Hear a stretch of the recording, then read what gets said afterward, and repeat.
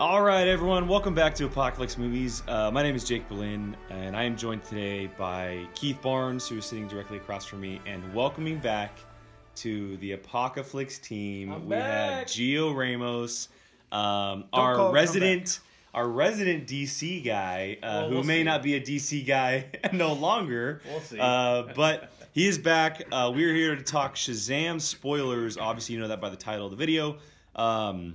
And as you can see, this came out earlier than the movie's actually released. That's because we all got a chance to go see the movie earlier. God, what, a week and a half ago? A week ago. Yeah. So we've definitely had some time to sit on it. We're going to try and dive into as much as we can with this movie in about 30 minutes or so and have a little fun doing it. So quickly, let's just go across the table. Initial thoughts. Maybe talk about what you were kind of going into expecting, and then maybe how you walked out of the theater. Let's start with you, Gio. What are you thinking, man? Okay, so I'm currently writing the written review for the Apocalypse site. And one of the things that I wrote in there was that the more I give this movie some thought, the more I like it.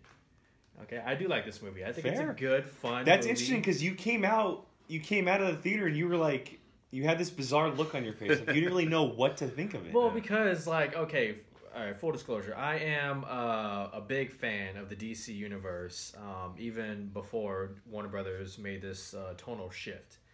And so when I came into this movie, I knew that it was going to be lighthearted, right? It's a Shazam movie. It's about a teenage boy with Superman powers.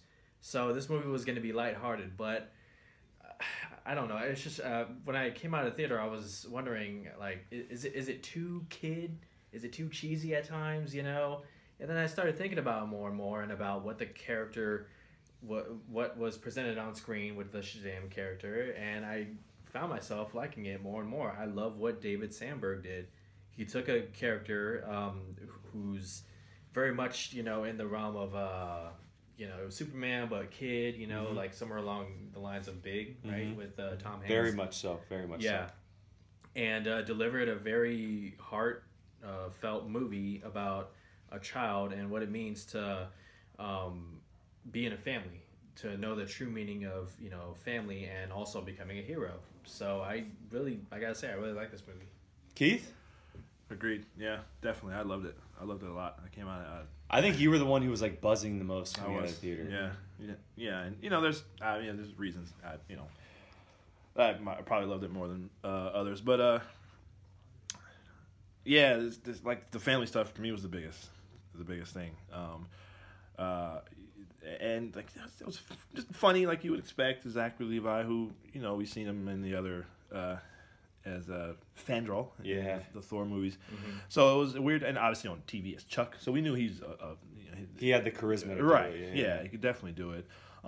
My biggest expectation, or I don't want to say concern or whatever, going in was wondering how, like, would he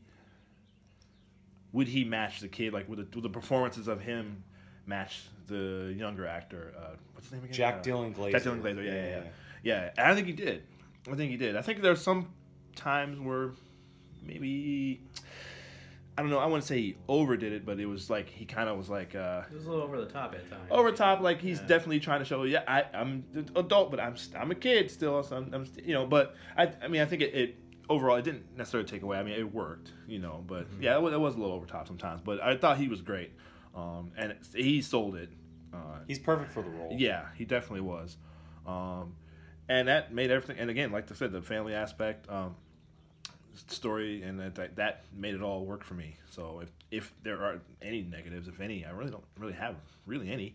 But we may get into some of those. I'd have to think about it once you start talking, maybe. But actually, no, I do. Actually, I just thought about it. Yeah, so... but yeah, I loved it. I mean, I agree with both of you. I think that, you know, it's much better than I think that or at least that I expected. I think out of the five of us, I had the most unique expectations for this movie going into it. You know, obviously, and all the people who watched our initial trailer reaction for Comic-Con last year, I got bashed for how much I said that the movie looked, you know, just didn't look like what I wanted it to. And so the second trailer, you know, definitely enhanced my expectations for it. And I'm happy with what I got. I'm not going to say it's a great superhero movie, and there's certain reasons why, but Zachary Levi is great. The family aspect, like Keith was talking about, is the heart of the movie, and that's what really drives my liking for it.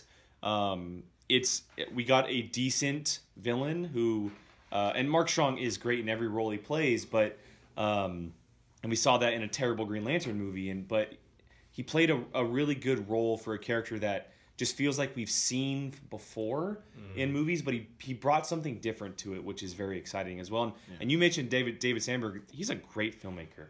He's a really, really good filmmaker. And if you haven't seen any of his previous movies, he did Lights Out from a couple years ago, and then he also did the second Annabelle movie, Annabelle Creation, which was a fantastic horror film.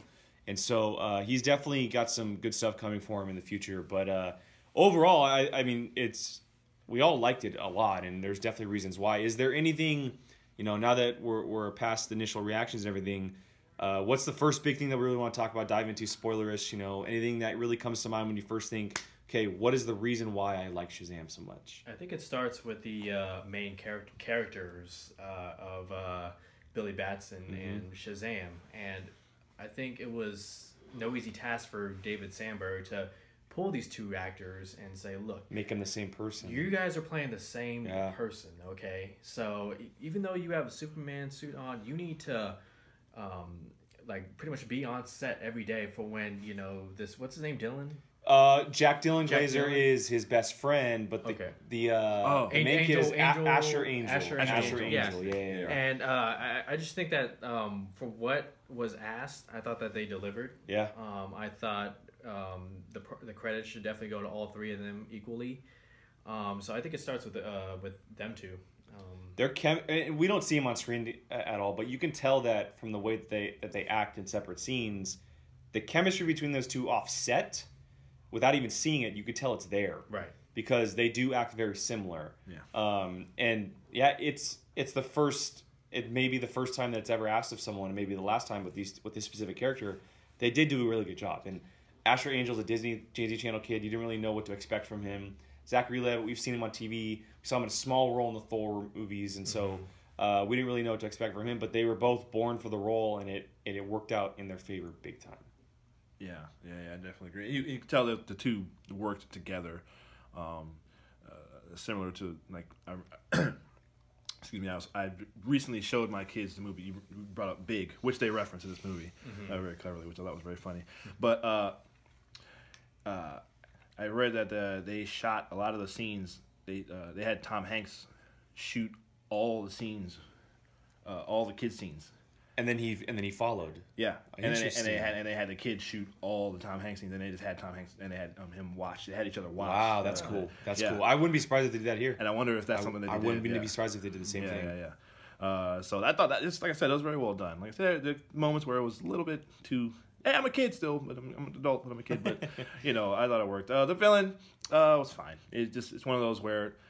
Like all these movies, like the villain's there for the hero to beat up. It doesn't have to necessarily. I mean, you do. It's nice to get a good, compelling, a Loki or a Zod or a Thanos or whatever. But everybody's not going to be a Joker. You're not always going to get that all the time. Mark Strong is a good enough actor that he was fine. He sold it enough for me. His backstory was incredible. The backstory was really good. The opening of the film was great.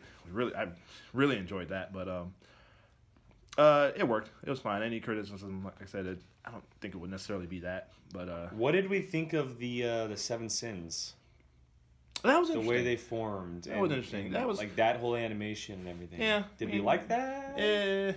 I didn't like it as much as Thanos' children in. Oh, the Black Order. Yeah, Black Order. Not that I'm trying to compare Marvel DC, but I mean, I'm actually giving props to them. But I just thought, the effects were okay, and the one time I did think that they were menacing was when they were all in the office and killing the people and whatnot. Like that's some like classic dark DC stuff right there.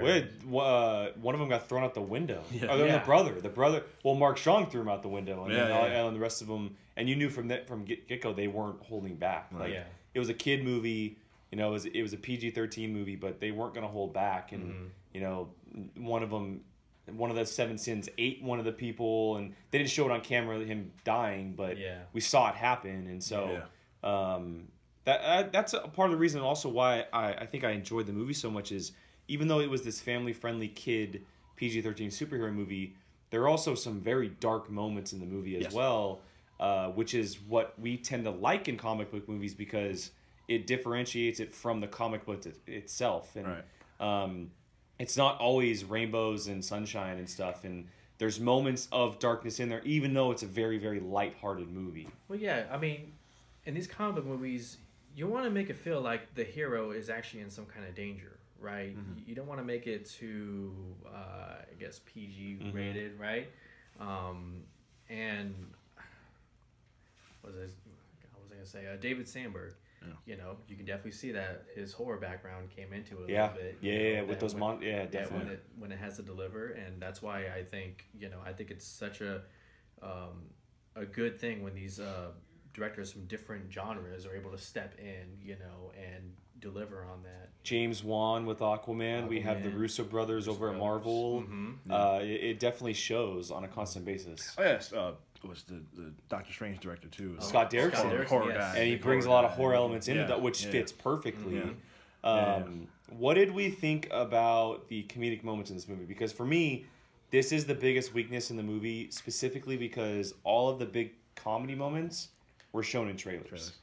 They were all spoiled in trailers, and it may have been my mistake for watching them all, but I wasn't sold on the movie until the very last minute, and so a lot of those moments, like the Batman scene, the scene where I'm a disabled foster kid, I have it all, all of those scenes that were in the movie, almost every single one of them was shown at one point during the footage, and it left me feeling like I didn't have as much fun as I probably could have because I saw all those previously. Well, the convenience store robbery scene, that whole scene is basically in all the trailers. Yeah. Other than just the shooting him in the face. The beer which was funny, and yeah, right. Well, that's part of the thing with I don't want to turn this into bashing WB and the way they've handled these. Go ahead. Well, but the whole thing about the shift in their tone, and I think they really were trying to hammer that home with this movie, and in the marketing they had to oversell it to show this. This is funny, guys. Everyone see this is going to be funny. It's not dark, Man of Steel, which we love Man of Steel, but it's not this, or it's not Batman v Superman. That where everything's just dark, gray background, everything's dark and sad, and it's brighter. It's funny. There's kids in it, and there's jokes, and here's all the jokes, and go see it and laugh, and there's still enough funny moments in the movie that you don't see that still work. They're like extended, like you said, the shooting in the head in the convenience store, that wasn't in the trailers, and it was one of the biggest laughs, if not the biggest laugh in the entire movie. Yeah, exactly. Even though it made no sense. Right. It's still one of the biggest laughs in the movie. There's a lot of moments that are like, okay, nobody, like, that wouldn't really happen, but, well, I don't know. But, yeah, so I think that's kind of probably what happened there. Is just, they had to really hammer home that this is a lighter, funnier and more upbeat character and movie to sell it to people. So it just goes to show how important it is to market a movie, and from what the problems that we all had as far as showing too much shows that Warner Brothers needs to have more faith in their directors, their filmmakers, delivering something, and the material as well. I think it also comes down to Warner Brothers right now. I don't even know if it's about them trusting. It's the fact that they lost the audience. Yeah. They lost the audience after a disappointing Batman v Superman. For the majority of the part, Batman v Superman was a disappointment. Justice League was a huge disappointment, right? Wonder Woman was a good move. Aquaman was on the up. Suicide was a bad movie, and so a lot of the public was like, okay, DC, they're doing this thing that we don't really enjoy, so maybe they just felt like they had to throw everything at us to get us back on board to make sure people are going in the theaters. Yeah. Now, and the movie's not even out yet, so we don't know how the public is going to react to it, but they have 2 movies in a row that are good. Yeah. They finally were able to put 2 movies in a row that were good.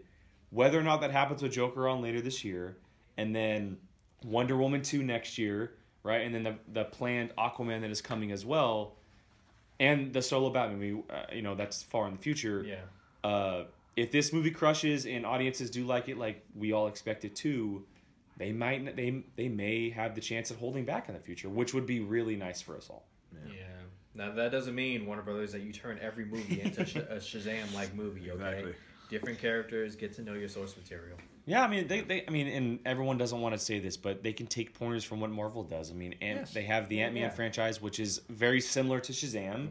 Then they have something as hard and serious as the Captain America franchise, you know, that is, you know, not as many comedic moments, is much more serious at times. And Grounded, they can do it all. I mean, they can do the sci-fi stuff, or like what they do with the Aquaman in the ocean, as well as they do with Thor out in outer space. Like, there's so many opportunities to make everything bright and kind of a darker tone as well. And there's a lot of stuff to talk about. So the big thing towards the end of the movie, obviously, we see all of Billy Batten's orphan family, his brothers and sisters. They are now part of the Shazam family. They get the superpowers themselves by touching the staff. For me, and I think Keith is similar in this one, but this pulls heavy from the New 52 run. And this is basically exact to what happens. And so for me, and I believe Keith as well, we saw this coming at some point.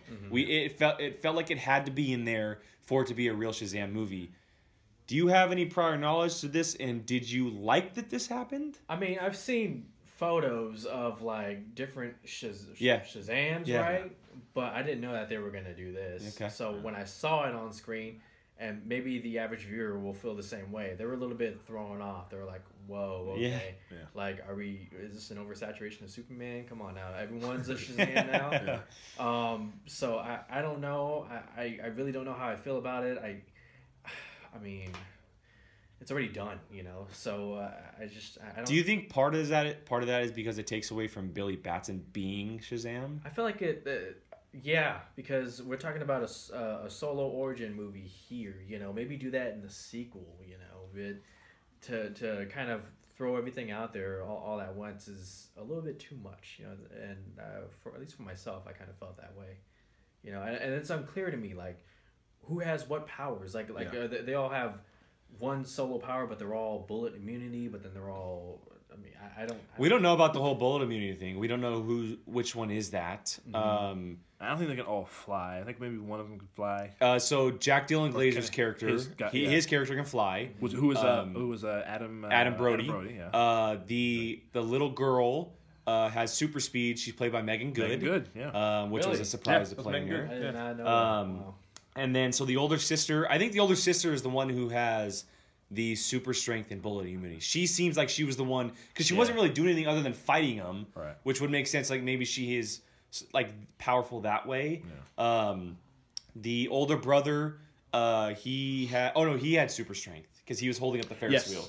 He was holding up the Ferris wheel, and then the computer genius, he had the lightning powers from Shazam as well, and so. So maybe it is the older sister who is in fact bulletproof. We didn't get to see because she was just fighting. We didn't see her use any kind of special powers. But yes, all of them have one power of his, or maybe because they mentioned in the beginning of the movie how there were 7 of them. Okay. There were only 6 at the end, and so maybe there's one more left to be out there. Black Adam may be the one that fills that gap, or maybe there's a foster kid who joins the family later on. But the thing is the spear has been the staff has been eliminated. It's gone, and so maybe it will just in fact be the 6 of them going forward, and it leaves that final chair in the realm for Black Adam down the line. We don't know. I mean, but I believe Black Adam's powers are very similar to Shazam's, or almost identical in a way. So I liked it. I liked that they added that because one, if you know the source material, you know it's coming at some point.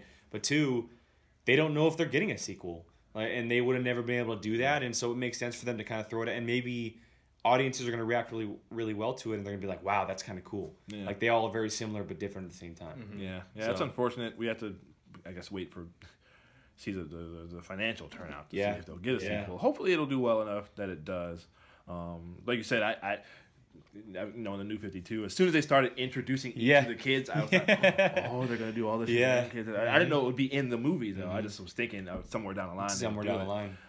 So to see it happen was a surprise. I enjoyed it. I liked that a lot. The cool thing about this is that this movie only had a $50 million budget. You're right. So it does not have to make a crap load of money, a la Justice League or Batman v Superman or even Wonder Woman.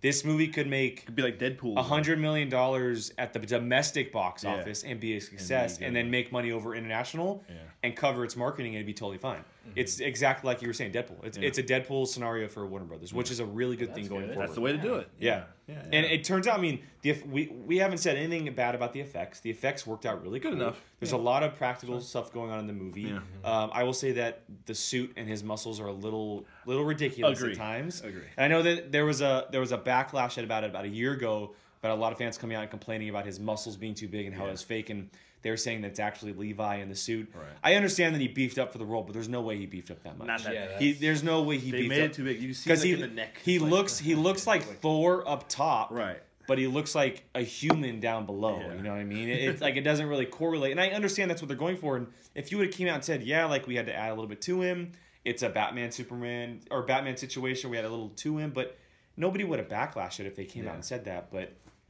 the suit overall looks pretty cool. I like the mesh material they gave him. It's a la Superman. He keeps saying Superman suit, so I get it. Speaking of Superman, let's talk about that ending. Oh, God. Let's end on the ending real quick. A headless Superman shows up at the middle school, or the high school, excuse me. We know that it's not Henry Cavill. It was confirmed that he did not shoot the role. Yeah. Henry Cavill was in negotiations for a cameo, and it fell apart, resulting in Henry Cavill basically leaving DC and not playing Superman for now. Yeah. Is this the end day of Henry Cavill as Superman, or is there a possibility of him going forward and playing the character after this little short cameo at the end of the movie? First off, why even do the cameo? I was just Henry about to Cavill say. I was just going to is say not that. gonna- Why even include Why do you it? even do like this? really? Like There's no reason to have done that. no reason completely at all. agree. Completely It's- agree. Oh my God, that's just bad. And but- they know that if you don't have clearly, I was going to say they must have plans for Superman. They clearly do, or maybe they don't, and they just decided to just keep him in there anyway, just not show his face. But again, like you hit it right on the head. I was just thinking the same thing. Like, there's no reason if you're not going to use Superman, you don't have plans for a Superman movie, at least in the next 3 to 4 years. Certainly not before any of the movies we just talked about with Batman and with everything else that's coming. Wonder Woman, Wonder and Woman Joker, and Joker, the, yeah. the Suicide Squad. Who knows? So who knows when we'll see Superman again? Why? Why did you do this? I don't know. I think there is a chance that Henry Cavill will come back, and that's only because the other day I was scrolling through Instagram and I saw a picture of him and Dwayne Johnson sitting down sharing a glass of scotch. That was a couple years ago. That was a couple of years ago, but maybe he appears in the Black Adam movie. Who knows? Well, I think that was the plan. Right. I think that was the plan before everything kind of got derailed. Because Dwayne Johnson was Black Adam before Henry Cavill was Superman. Like, he's been Black Adam for almost a decade now. It was announced so long ago, and the character has been roaming around the universe for so long. And I know that his schedule is incredibly busy, but I think the initial plan was to have a Superman versus Black Adam movie with the success of Shazam, or the possibility of Shazam being a success. That famous image from the comics of Shazam and Superman fighting Black Adam could, in fact, be what Shazam 2 could be. That'd be great. Or what a possible Black Adam movie could be. Maybe Shazam shows up to fight him and he can't beat him and he calls in Superman. Now that we know that they're together, that they know each other, it's whether or not Henry Cavill plays him. It's whether or not Henry Cavill plays him. So why show that cameo though? It's just Yeah. like, oh God. Yeah, it's a disappointing thing because Henry Cavill is one of, if not the biggest bright spots in the whole universe. Like, we all have been saying for years that he's the perfect Superman. Yeah. He looks like him. He plays him well. And Justice League finally brought together that Christopher Reeve Superman that we've been wanting for so long. And now it just seems to be gone. Yeah. It's kind of a bummer. And they finally seem to set up a world where, okay, everyone actually likes Superman. Yeah. Instead of making everyone hate him, like in Man of Steel and in Batman v Superman. But so it would be nice to see that, because Shazam he's famous, he's on TV. Well, and Shazam's like a total fanboy. Right. And exactly. that interaction would be fantastic. So that would be cool. And the way that Henry Cavill played with Ezra Miller in Justice League, seeing that with Billy Bats in, that would be very interesting. Yeah. But we'll never know if we see it. Which this whole topic leads me to a bigger issue that I may have with this movie. I'm not sure yet, but I don't. They like to drop little things that make this film be in the DC universe, right? The bat ring, did you take it? Or the bullet. The bullet, yeah. Which he lost, which was a really funny scene. I gotta be honest, when I saw the bat ring, I was a little bit annoyed. I was like, because when it was a replica, Gio. When I saw it in the first trailer, that's when Ben Affleck was still Batman. Oh, now he's not anymore. Now it's not. They don't even know what I they're see gonna what do, you're and I'm saying. just like, what do you? I see what you're saying. Cut that I see from what the you're movie. saying. I know. Yeah. I know. No, well, it was a big part of the movie though, because it played a couple times, because that's where you saw the Superman bullet, and then we saw that he lost the Superman bullet, and then later on in the movie he said, "Yes, I did take your bullet," you know, or before he dropped the bullet or whatever it was, and so it played multiple times throughout the movie. Well, that leads just real quick. It's like because Aquaman didn't do any of that stuff. Like there was maybe one reference to one. What did Wonder Woman? There was one reference when Mira showed up or something. Said, you fought Steppenwolf. Yeah, you fought Steppenwolf. Yeah. And that was it. That was it. Yeah, nothing. And then this one's still back to, because we all thought, okay, they're gonna go away from the. It was very connected. Yeah, and the fact that he showed up as well. Yeah, so I don't know. Figure it out, guys. Come on, WB. But we will say that it it is a successful movie. It is for us. It's very good. And definitely. It's definitely a step in the right direction. Like we mentioned, it's 2 in a row. It's 2 in a row, and whatever we may have thought of Aquaman, I really enjoyed Aquaman. I know you did. I know Keith was in the middle. It's fine. You were in the middle. But it's 2 in a row successfully. Whether or not this makes movie, it'll make money. Oh, it's made so much money. And the fact that it only has a $50 million budget is a total plus in their direction. And so, yeah, well, that's our spoiler discussion. I know we didn't touch on everything, but we touched on as much as we possibly could. You can also check out initial thoughts and reactions from Brian and Jacob on our See It, Save It, Skip It of Shazam.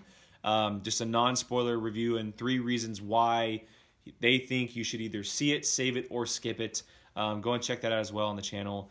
Love talking Shazam with you guys. I'm glad we were all on the same page with it. It's not an argument. It was a good discussion going back and forth on some stuff. 2 in a row for DC. They seem to be on the right track, and hopefully that continues later this year with Joker. Make sure you check out Shazam this weekend. Give it all your support because it is worth it. Go see it once, twice, 3 times maybe. I know there's a lot going on in the movie, but it's definitely worth the check. So where are you gonna? Because we got to rank things. Got to rank it? So we're gonna rank it in the DC. I was going back and forth. I think I said this initially right out of seeing it out of the theater. It's probably in the 4 spot for me. Behind Aquaman, Wonder Woman, Man of Steel, and then this. But I will say this, on any given day, it goes back and forth between this and Man of Steel. Those kind of flip spots for me. Man of Steel is easily number 1 for me, and I got this really at a close second. Really? Yeah. That's awesome. Very close second. That's awesome. So what's number 3 for you? Wonder Woman. Wonder Woman? Yeah. I gotcha. Cool. And then probably Aquaman. Yeah. Yeah, I have it at number 5. Now I do like. That's because you have Batman v Superman. I got right? Man of Steel at number 1. I got the Ultimate Edition Batman v Superman. It's not canon. 2. And that's another discussion. I'm switching between Wonder Woman and Aquaman for that 3 and 4, and then Shazam at 5. Yeah, I have Aquaman 1, Wonder Woman 2, and then like I said, Man of Steel and Shazam are pretty much like a tie 3 for me. And then everything else is like 2 miles down. I'm not even. They're not even thinking about the rest. There's just 4 on this list for me. There's not even. Exactly. There's not even like 6 or 7 or whatever it is. So, all right. Well, that wraps up our spoiler discussion for Shazam. Like I said, go check it out this weekend. It is definitely worth the watch for all 3 of us, as well as go check out our See It, Save It, Skip It. You can hear what Brian and Jacob thought of the movie as well. For Keith, for Gio, for myself, thank you again for joining us on our spoiler discussion today. Check out apocalypsemovies.com and this YouTube channel. We'll see you guys next time.